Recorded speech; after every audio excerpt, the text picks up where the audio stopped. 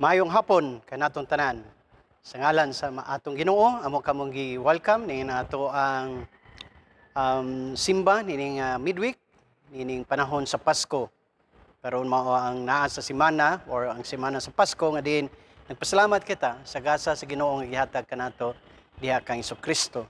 Ang iyang pagkatao nagsimbolo siyang gugma, nagsimbolo pod kini sa iyahang gitanyag nga kaluwasan alang kanatong tanan. Alang sa itong mga paibalo, ini nga takna karon, ini nga simana, sumala na sa gi-announce, nagpahigayon ang CYF sa Lanao District sa conference dito gihimo sa Suarez UCCP. Aduna pud tay mga delegado gikan sa ato ang lokal nga CYF nga nagtambong niini. Ang atong pagampo nga ang atong mga batan-on sa ilahang panagtigom magasigay sa usa alang sa ilang partisipasyon sa ilang mga local church mismo.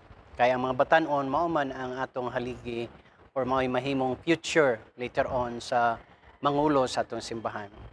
Musa ang atong pagampo nga unta ang ilahang pagtigom makadasig kanila makadugang sa ilahang pagtubo espiritual. Mao lamang kana ang atong mga concern ang usapod nga karong December 31 regular service na ay simba sa buntag na apoy simba sa gabi. Sa December 31 atong gisaulog ang everybody's birthday. Mao lamang na karon mga igsoon o welcome sa atong pagsimba hinaot nga niining semana sa Pasko nagpabilin paghihapon ang kalipay nga atong gibati sa pagsaulog sa pagkatao sa atong Ginoo.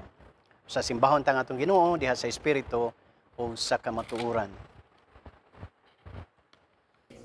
We will sing of your steadfast love, O God, forever with our mouths. We proclaim your faithfulness. We declare your love, unending and feeling. We will sing, we will sing. Our never-ceasing song shall show the mercies of God for the ages to know. We declare your love, eternal, enduring. We will sing, we will sing. Our song forever shall record the tender mercies of the Lord. We declare your love, immortal, sustaining. We will sing, we will sing.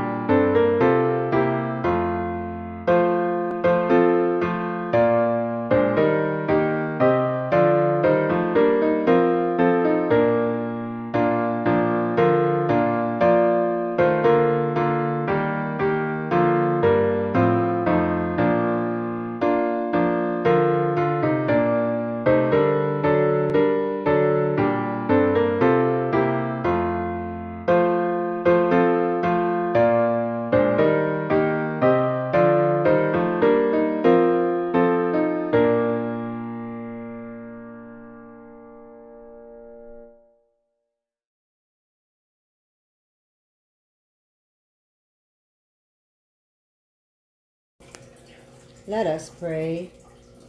God with us, the one who takes us from the tent to the throne, the one who prepares places for us and promises rest from our enemies. We open our hearts and souls to the beauty of your kingdom. We seek to hear the precious news once again, that we might be continually renewed, transformed, and awed by your abundant love, everlasting peace, miraculous hope, and quenchless joy. May our praise and prayers be pleasing to you. May our lives reflect the beauty you have birthed in us. Amen. Have mercy on us, O God, according to your unfailing love. According to your great compassion, blot out our transgressions. Let us take a few moments of silence to think about our need for God's mercy and forgiveness.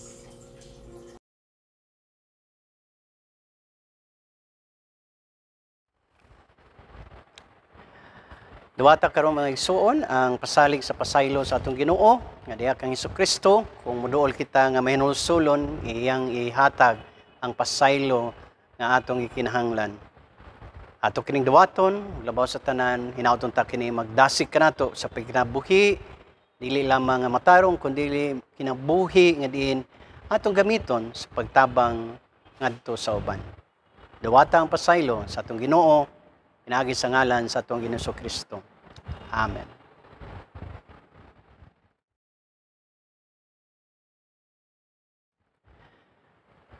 Magampo ta. Ginoo, dasiga karon ang among pagtikom. Aniya pa kami sa simana sa pagsaulog sa Pasko. Labas pa sa among mga nahunag pagbati ang dala niini, kalipay, ilabi na sa pag-celebrate niini uban sa pamilya. Adunay mga sakop sa panimalay Ginoo nga nanguli, nahimong reunion sa mga panimalay. Hinauton ta nga kini nga panahon sa pagsaulog maghatag kanamo og dugang nga kadasig, labi na kay sa di madugay among biyaan kini nga tuig karon mao ang katapusang semana sa 2023. Nangamuyo kami Ginoo kani nga kalipay nga among gisaulog og hinumduman mo'y maghatag kanamo og kalig-on alang sa bag-ong tuig. Dasiga kami kanunay nga bisan unsay mahitabo, naaman ang kasamok, ang kalisod, ug ang kaluyahon sa pagbati, dili kami makalimot nga adunay Ginoo nga nagmahal kanamo. Nga panahon sa among kaluya, kung kami mosangpit diha kanimo, pinaagi sa imong gahom ug sa imong Espiritu Santo, malig-unan kami. Panahon sa kawad-on, naglaom gihapon kami Ginoo nga ikaw mohatag kanamo sa gikinahanglan namong tanan. Ug diha sa among mga kinabuhi, mahimo unta kaming panalangin pod ngadto sa uban. Hinauton ta nga ang bagong tuig nga among pagadawaton mahimong makahuluganon kanamong tanan. Hinauton ta nga ang mga leksyon or mga lessons nga importante kaayo, ilabi na may kalabutan sa among pagtuo, sa among pagkamao. Mahimo unta kining mas mabag-o or mas mahimo pang mas makahuluganon og mas nindot pagayod alang sa among kaugalingon ug alang sa uban. Ginoo, nangamuyo ako nga ikaw magapanalangin sa among pagsimba karon. Among ginumuduman ang mga katawhan nga adunay mga special nga gikinahanglan. Ilabi na ang pagbangutan sa panimalay usab nga na ni Jingjing Ariola nga mipanaw ang iyang kamatayon, naghatag og kasubo sa iyang mga anak, sa iyang pamilya, sa iyang kapikas o sa tibok panimalay. Among pag-ampo nga ang presensya sa Espiritu may magalig-on kanila nining atakna karon sa ilang kagulanan. Nangamuyo usab kami alang sa activity sa CYF nga gihimo karon dito sa Suarez. Ang ilaw untang mga pagtulon-an Ginoo maka pahamtong silang pagtuo ug pagpangilabot diha sa iglesia. Hinauton ta nga mga pagtudlo haom sa ilang gikinahanglan ug haom sa gikinahanglan sa simbahan alang sa pagpadayon sa buluhaton niini. Balaana karon ang among tigom ug hinauton ta ikaw magadasig kanamo, imohang paminawon ang mga pag-ampo sa imong makatawhan, ang ilang mga paghangyo diha kanimo Ginoo. Dunggang among pag-ampo sa ngalan ni Jesus. Amen.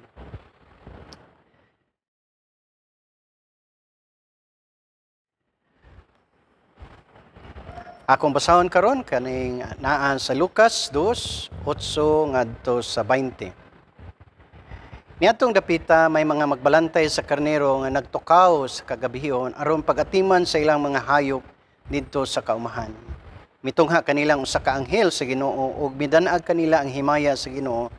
Busa nalisang kaayo sila. Apan miingon ang anghel kanila, ayaw kamo kahadlok. Aniya ako nagdalag maayong balita alang kaninyo nga makalipay kaayo sa tanang katawhan. Kay karong gabi una na tao sa lungsod ni David ang inyong manluluwas, ang Kristo nga Ginoo. Mao kini ang inyong ilhanan. Makaplagan ninyong usa ka bata nga giputos og panapton ug naghigda sa pasungan. Ug sa kalit mitungha usab uban sa anghel ang usa ka dakong panon sa mga anghel sa langit nga nag-awit og mga pagdayeg sa Dios. Dalaygon ang Ginoo sa kahitasan ug sayuta panagdait sa mga tawo nga iyang gikahimutan.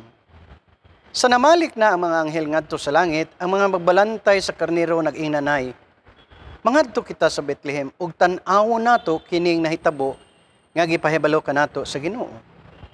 Busa midali sila pag-adto ug nakit-a nila si Maria ug si Jose ug ang bata nga naghigda sa pasungan. Ug sa diha nga ang mga magbalantay nakakita sa bata, gisugilo nila ang gisulti sa anghel mahitungod kaniya. Ug ang tanang nakadungog niini nahibulong sa gibalita kanila sa mga magbalantay sa karnero. Gitipigan kini ni Maria kining tanan sa iyang kasing-kasing ug namalandong siya pag-ayo mahitungod nining mga butanga. Unya na mauli ang mga magbalantay nga nag-awit ug mga pagdayeg sa Dios tungod sa tanan nga ilang nadungog ug nakita sumala gayud sa gisugilon kanila sa anghel. Ang pulong sa atong Ginoo.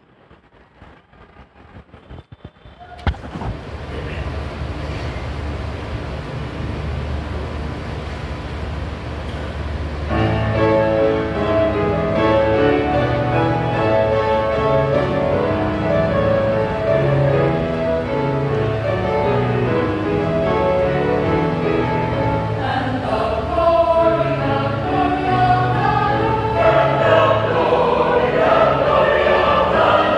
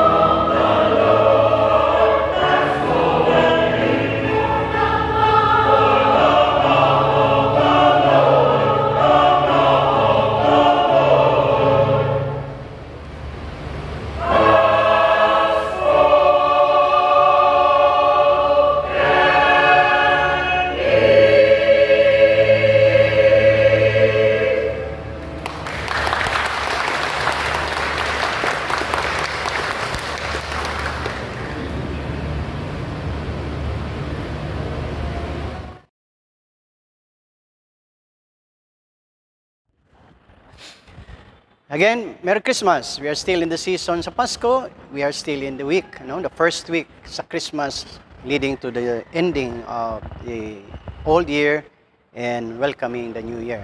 Karon gyud ang katapusang semana. Usa mga igsoon, Merry Christmas kaninyong tanan. Naglaom ako nga ang inyong celebration ni atong 24 sa gabi or sa 25 para sa uban nahimong makahuluganon nato. Ang Pasko, as I've said, is a meaningful service or celebration nga we observe every year. Maayo kini kay ang una na kong kuan is nagid siya sa katapusang, duol sa katapusang semana sa daang tuig. Duol pod siya sa bag-ong tuig in that consequently. And ang impact niya na in my reflection is to remind us always that what had been will be as well. Matud pa. Ang atong nagian, mubalik ra gihapon ang mga pagbudlay. I'm referring to everything atong gihimo ang day-to-day activity nato. Even though New Year, it will still be the same responsibilities, the same routine, the same responsibility diha sa atong balay, diha sa opisina. Magbalik-balik ra ang atong trabaho. And because of that, magbalik-balik ra pod ang mga pressures later on, mga kalisdanan nga atong magian, because that's life, no? The good thing is that sa New Year is that we are reminded that in times of our confusion brought about by the crisis in life, we are reminded of these powerful lessons that God has been with us. And the blessing nga atong ma-receive sa Pasko will be there to sustain us. Ang atong manggong kinahanglan from time to time, we know manggod about life. Ang life, sagol, na ay kalipay, na ay kasakit. And panahon sa kasakit, though we know nga we will go over this, no? Ato ra ning all this will pass through sa atong life. But ang process of understanding the meaning while we are in that moment, mao'y importante kaayo. Kaya usahay di sa atong kalisod, sometimes we feel we are alone, we are helpless, and the worst is we feel we are abandoned. The Christmas is telling us, whatever happens sa atong kinabuhi, God will never abandon us. And it's good to know and to feel the power of that, especially on Christmas Day. Because a good memory, matod pa, memory will be always with us. Last forever, matod pa. The sad memories and good memories, magpabili ng sa atuang. So, we need to mamili ta. We need to make a decision. Everything ma-record sa atong life, the good things and the bad things, will be there for us, with us rather. Maguban-uban kita na to. But we need to be selective in choosing the kind of experience that would empower and inspire us. Katubang bati, may atong duman, or ang nindot, may ato ang tugtan nga mo empower ka nato. Which actually, mo ay gusto na kong emphasize sa atong story karon. This story nga diin, out of nowhere, in fact, they were sleeping probably, or tending their flock sa gabi na. And just as they were resting, expecting for another day of the daily routine, lo and behold, a heavenly being entered into their lives. Niabot ang isa ka anghel nga nag-announce kanila of important event. Nga nataw nagayod ang Mesiyas dito sa lungsod ni David nga mao ang Bethlehem. Mao na ang maayong balita. Ang ipaabot, niabot na. Kay mao man na ang ipanagna nga mataw ang Mesiyas to bring people to liberation, so to speak. Mahingkawas ang katawhan. Back then, kana nga term nga Mesiyas sa Biblia, ang pagsabot nila is ma-liberate sila from Roman control, from anything earthly, matod pa, or material nga nag-enslave sa ila. Di magid maayo nga nailaing tao nga magbuot sa atong kinabuhi. We need to be independent. Kinahanglan ta nga gawasnon nga mag-decide sa ato ang kuan. And at that time, they were under the Roman control. That desire to see one day nga ang ilang kahimtang ma-liberate from foreign control was hinged on the promise of the birth of a Savior or Kristo. Mo'y magluwas. Christ or Messiah. O niabot na. However, kani nga Messiah is dili political. Because kay bisan pa ang nakita nato din ha, of course, kita nato nga bisan pa og malingkawas ka, even if you're free to decide on your own, there's nobody controlling us. We're still enslaved sa power sa sala. Ang sala gyud mo ay dakong enemy. It's not about how other people might be affecting us. It's what's affecting us inside mo ay gustos Ginoo nga mausab. So mo na, fulfillment of a promise, no? Maglipay mo kay niabot na. So pag human og sulti, niabot po dayon ang mga daghang kaayong angels, and matod pa sa Sugilano dinhi nanganta sila. Actually dinhi nato gikuha kanang mga carolings, no, carols sing the joyful message of Christmas. The Savior has arrived. Our salvation is here, matod pa. So, makalipay. And that is why kung Christmas season, dili lamang decorations, but there's always sounds. The caroling, the Christmas caroling, makadugang sa kanindot sa maong experience. In other words, even the heavens were singing, they were happy. Nga, niabot na gud sa kalibutan ang gipaabot from heaven, and heaven were rejoicing at the time, the angels. It was, spectacle, an event, supernatural event, that anybody could have witnessed that, ma-amaze gid ka, no? Ma-amaze gid ka sa maong kasinatian. Nothing short of a miracle. Parehara pud na siguro sa karaang Sugilanon nga witnessing the Red Sea na nahimong mala, no? Miraculous tong event. So much so that the shepherds were telling themselves, let's go, madto ta dito. I heard a sermon nga we should be like the shepherd who obey according to the message, or the message that was given to us by the angels. Pero ang pangutana man gud dinha is, of course, kinsa ba say dili mo obey? Nga angel gito ang ilang nakita, no? So I think ang atong pangutana karon is, will there be of similar event? Not actually the same, but of the similar nga category nga supernatural, nga ang iyang message would come to us as a miraculous event. So much so that it would captivate us. I do not know if makaingon bagid mo nga ang celebrations or kuan would be angelic in a sense. Kita nato ang mga decorations, nakita nato ang mga presentations, nakita nato ang liturgy. We attended the liturgy. How did you feel about it? No? Was it like the angelic message that have actually inspired our hearts? Moobay gid ka kay angel na gutong gasulti. But in our time, as we celebrate Christmas, dili naman ta kadungog sa mga angels telling us, asa man na.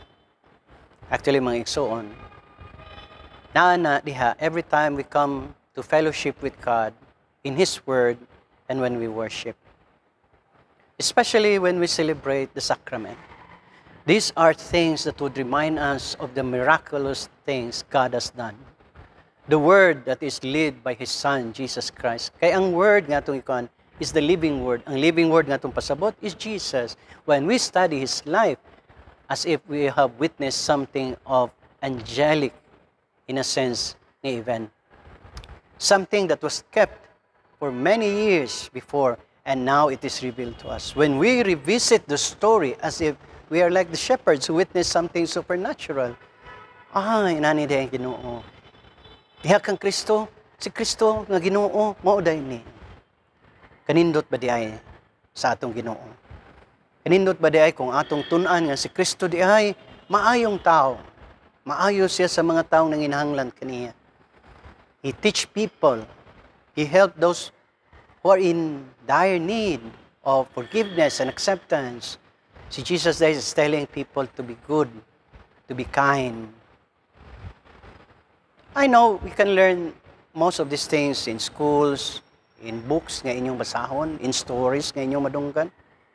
But this one is different because it is God Himself who is doing all these things. God is the best. God in Christ is giving us an example. And every time we go back to that life of Jesus, in my understanding, we have been given a chance to see something miraculous in a way. Mo na siguro ang gusto natong i-emphasize. Do you consider the things that happened to you ani nga Pasko as something angelic in a sense nga gwapo gid siya. In a sense nga kung mamalandong ka, matandog ka. And it will move us to do something about it. Ang mga shepherding, ato ta, atong tanawon. Let us see. Let us see if what the angels have been telling us is true. What are the lessons you've heard during the celebration of Christmas that you want to prove if it is true? You talk about love. Have you felt it? Naabay na higugman nimo, naabay nagatiman nimo. Or the other way around, have you loved others? We talked about Christmas, about forgiveness, of being reunited with lost brothers and sisters. Has anyone reached out to you to bring you back into the fold of a good fellowship, back to the family or the family of God? There is a simbahan. Or have you reached out to others? As I've been telling us, every time we experience something from God, it should work both ways. One who receives and the other one is one who gives. Kaya ang gusto mo sa Ginoo, panalanginan ta para kita pod maka-extend ana. So, nagdali-dali sila. Ato tanawon og tinuod ba niya? I believe in your Christmas, you've seen the wonders of friendship, love in the family, and ang maayo nga pamati. Have you noticed that kung Pasko ang tao ganahan mong hatag? Siguro na-influence ta sa mga sounds and all those things we've seen. But kung imo tanahon, that's the effect of Christmas. Whether mo yun sila na-commercialize, yeah, but nonetheless, the message is there. Ang iyahang kung ano paghihapon mawala. The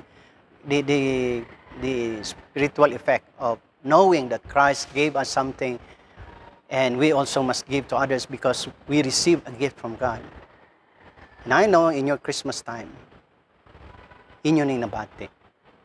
There was love, there was joy, there was something wonderful even though mubo ra to nga time.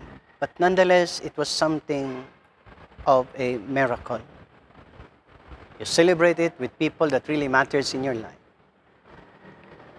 And most of the time, those things of great value, bisan tuod o gamay lang, simple ra kaayo, but of great significance and value, will linger in our lives for a long, long time.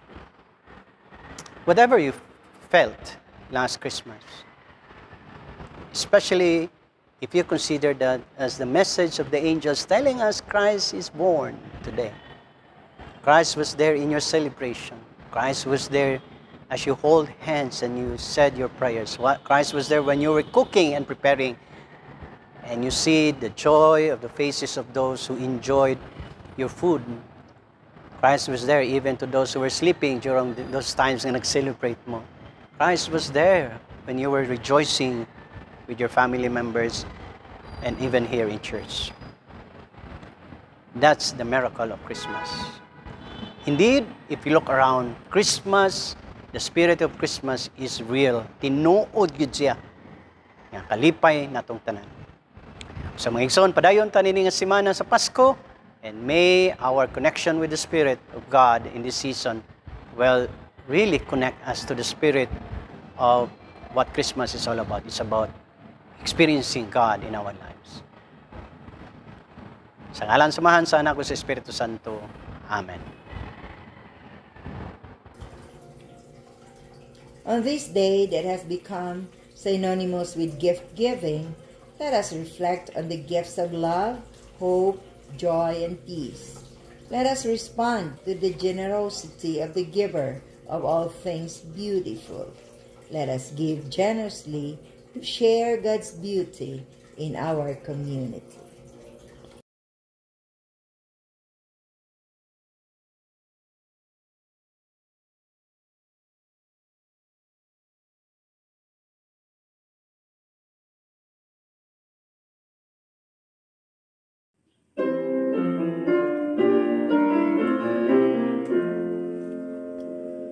Praise God from whom all blessings flow.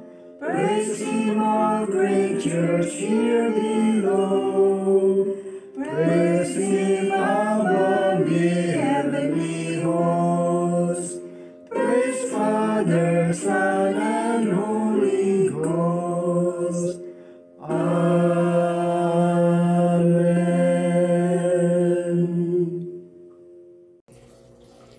Generous God, we give thanks for all the beautiful resources you have given to us. Let these gifts bring glory and honor to you and the beauty and peace to your creation. Amen.